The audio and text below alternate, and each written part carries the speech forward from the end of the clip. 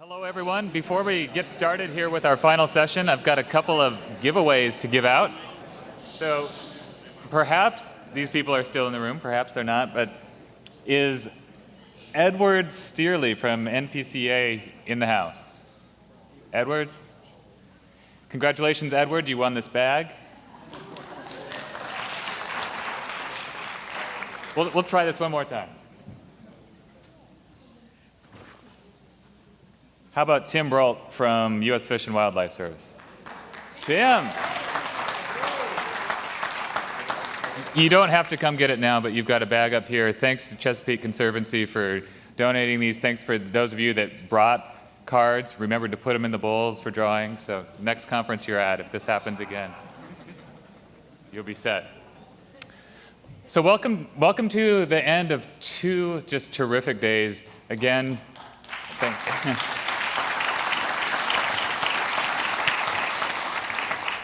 So Jim introduced me at lunch, but my name's Sean Johnson. I'm with the University of Montana, but I'm also proud to help coordinate the Practitioners Network for Large Landscape Conservation, and that's really the role that I've been playing over the last couple of years. And people ask me what the Practitioners Network is a lot, and I usually have to explain it using paragraphs instead of a couple sentences. With you guys, all I have to say is look around. For the last couple of days, this is exactly what the Practitioners Network has stood for, and that's connecting people that are doing this incredible work across sectors, across jurisdictions, across issues to solve real problems at the landscape scale. So for those of you that were at the beginning of conversations about the Practitioners Network 3 years ago, I think the vision has been realized. The challenge now is how to capture and sustain the momentum and the wisdom that's been shared over the last couple of days and continue to advance this important national conversation. It's my great privilege and honor to introduce our plenary speaker, Lynn Scarlett. She was introduced yesterday. She introduced Secretary Jewell. So I'm not going to read her bio to you, but I do want to say two quick things. I've had the privilege and honor of working with her on several projects, and the best way to describe Lynn and why I think she's perfect to close us out today is that she meets people where they are in their work. She came to the Crown of the Continent in 2010 when we were bringing together stakeholders from across the region for the first time. So a diverse group of people, many of whom had never seen each other before, let alone worked together. They were in silos, they knew their neighborhood, but they were also connected to this landscape. They weren't connected to each other, though, so that was the reason of bringing them all together. And at that time, Lynn kind of took a look at our group, listened to us for 2 days, and at the end of it, she said, well, you could go in this direction or that direction, but from what I've heard, what you have is an action network of people that are ready to do work on the ground. And she threw up this slide, and I still remember it. It was all these circles and diagrams, and this group and that group, and here's how you could work together on this issue to solve this problem and that issue to solve another problem. And it was really the first time that I had started to conceptualize how collaboration and network governance could be applied at the landscape scale to address specific problems, leveraging the resources and people that were in place to address them. And it was visionary then, and it started to be realized over the last couple of years. So she, I think, helped us see where we were and informed us with real tools about how to get to where we wanted to be. I think that's the best way to describe what Lynn does now in her role at the Nature Conservancy, and I'm just delighted she's here to share some parting thoughts with us as we move forward.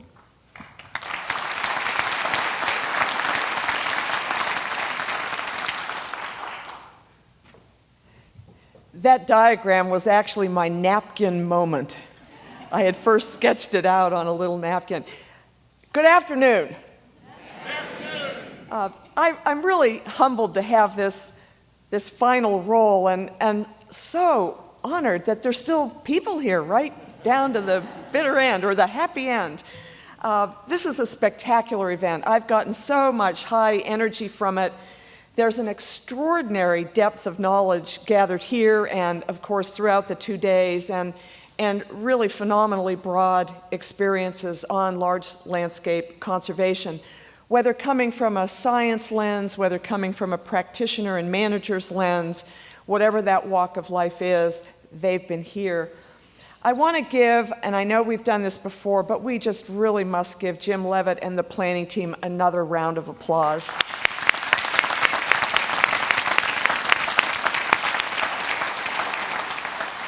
But I also want to take a moment to give us a round of applause. It's really all the folks in this room and who've left us but were here earlier in the day that are doing the hard, on-the-ground work, the good, solid thinking. So round of applause for us.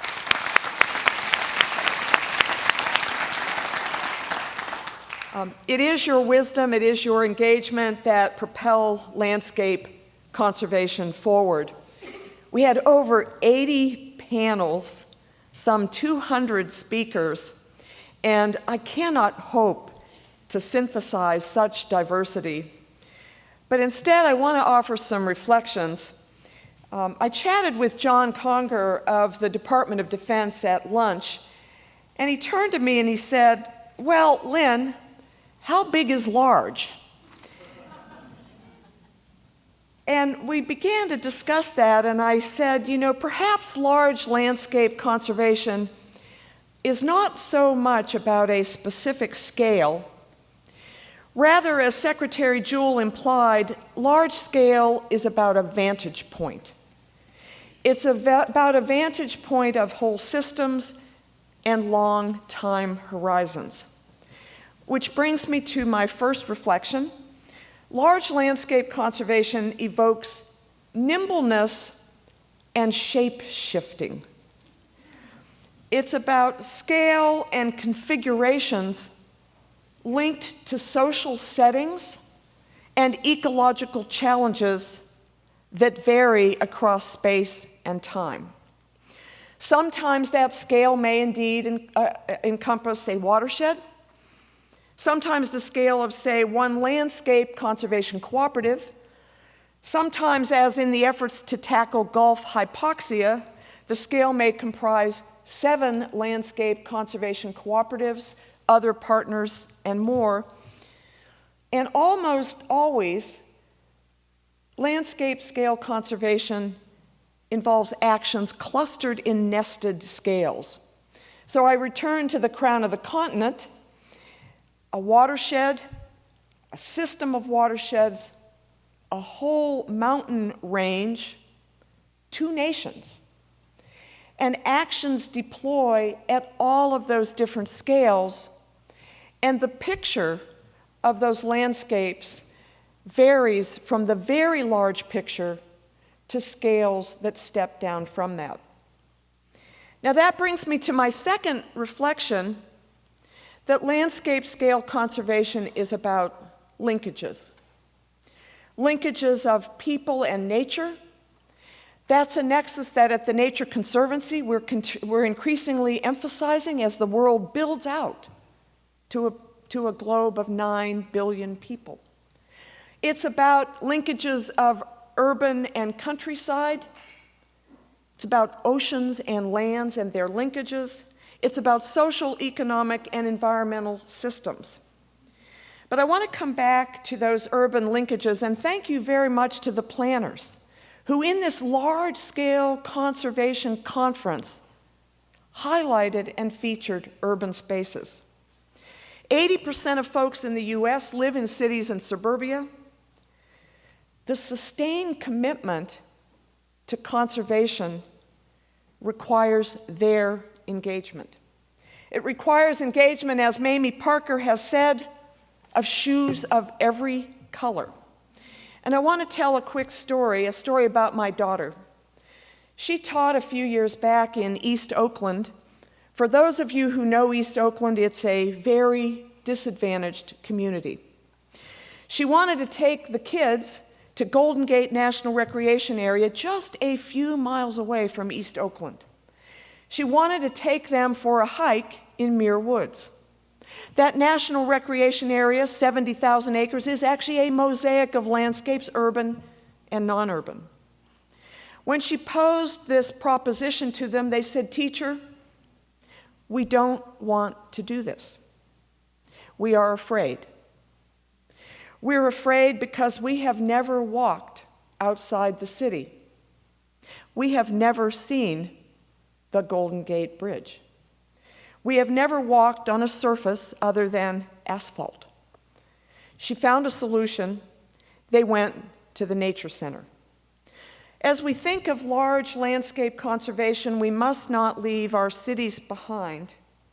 We must not leave our children, wherever they live, out of the picture. The Nature Conservancy, with that in mind, has just launched a 13 Cities project. Others here are engaged in some phenomenal large landscape urban endeavors and endeavors that link those cities with their adjacent countrysides. And this brings me to my third reflection. Yes, landscape scale conservation is about epic collaboration. I love that term. Thank you, Dan Ash. But what is it? Yes, it's many partners, federal, state, and local agencies, tribes, non-governmental organizations. But who are we leaving out? How do we engage farmers, ranchers, poor communities, fishers, small businesses, even big businesses? Are there tools, messages, and methods to engage a nation of citizen stewards?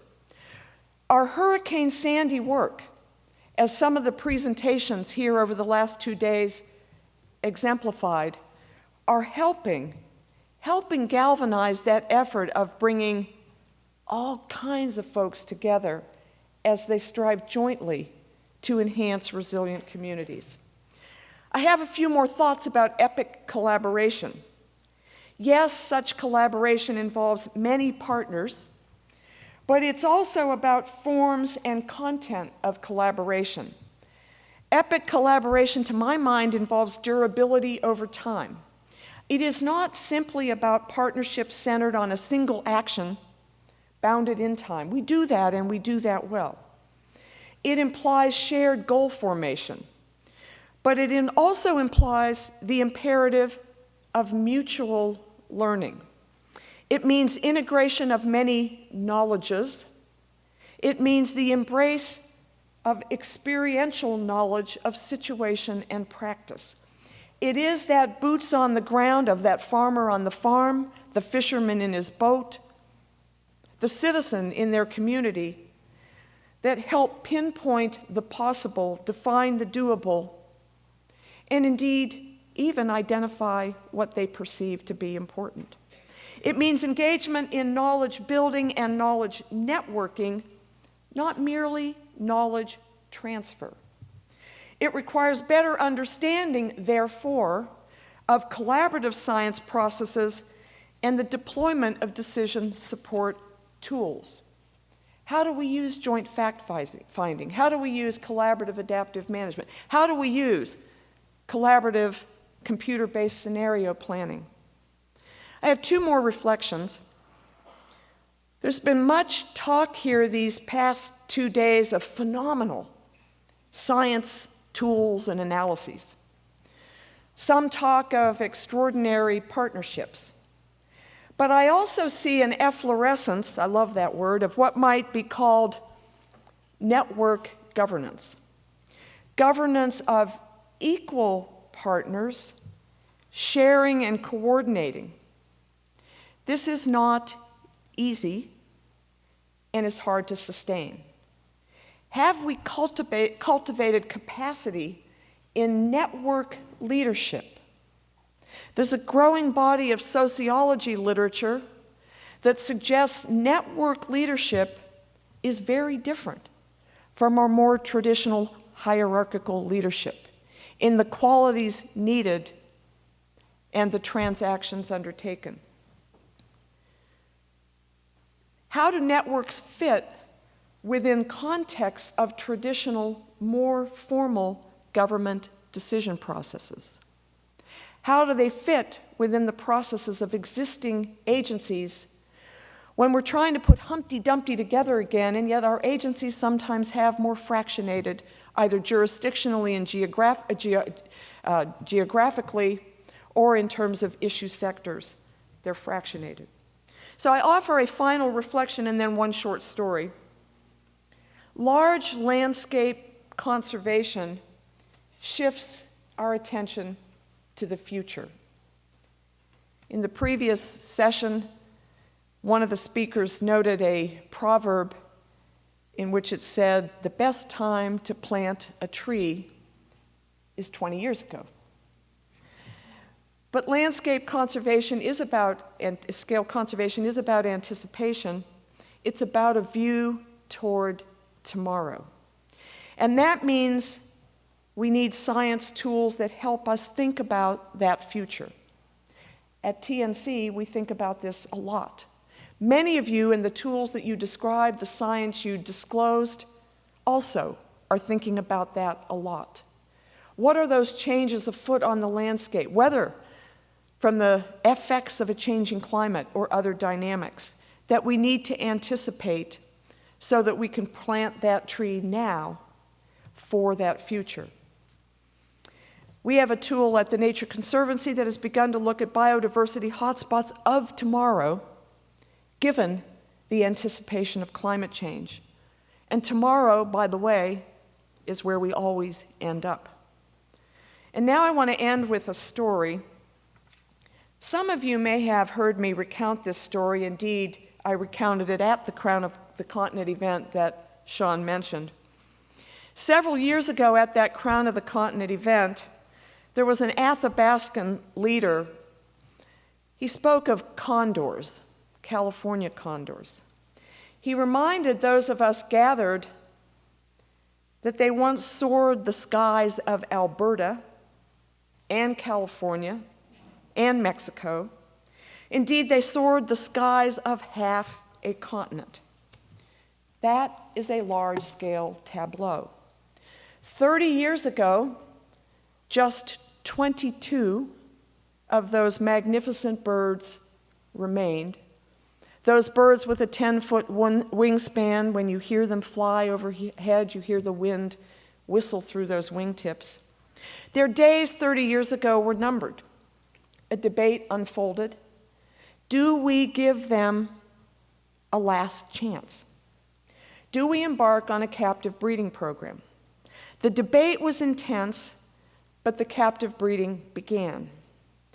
My friend, John Ogden, sometimes called Stephanie the conscience of the Everglades, now deceased, took part 30 years ago in gathering those last 22 birds from the wild. He and his colleagues did so amid death threats, but they persisted.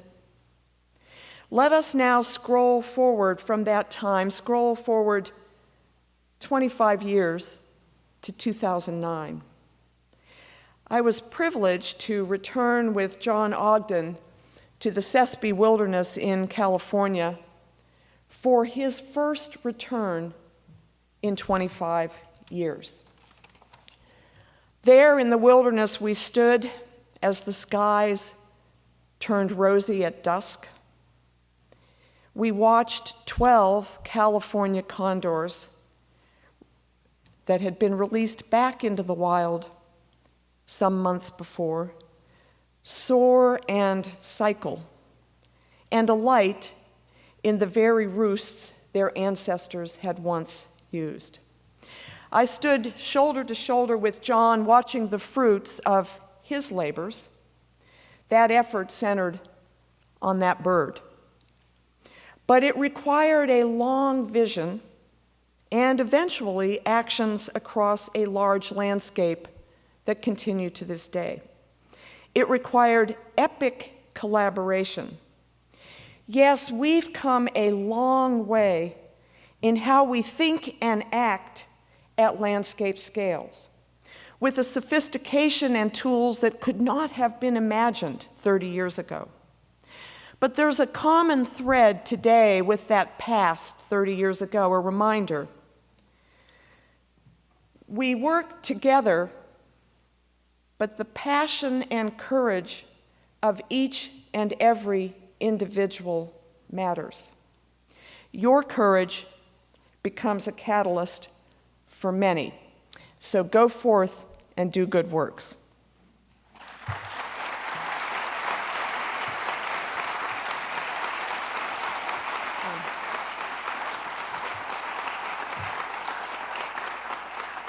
And Jim, I think you want to thank our partners, or? I do. That's exactly right. Thank you, Lynn. That was beautiful. Unless anyone has some urgent thing to say, I want to announce that this meeting is adjourned. The experience, the last story I want to tell you is when my wife and I, about 10 years ago, were at a meeting with a famous child psychologist. We got a couple of minutes to talk to this gentleman, and we were describing the challenge of my 13-year-old son who is trying to read Hebrew and go through his bar mitzvah. And this very famous child psychologist looked at his feet and he looked up at us, and we thought he was going to say something very profound. And he said, the great thing about bar mitzvahs is that at some point they're over. This has been a huge pleasure for Doug, for Joel, for myself, for this entire team. Perhaps large landscape conservation has now come of age, and we have a tremendous amount of work ahead of us. So thank you all for your participation, for your ingenuity, for your energy, and travel safe.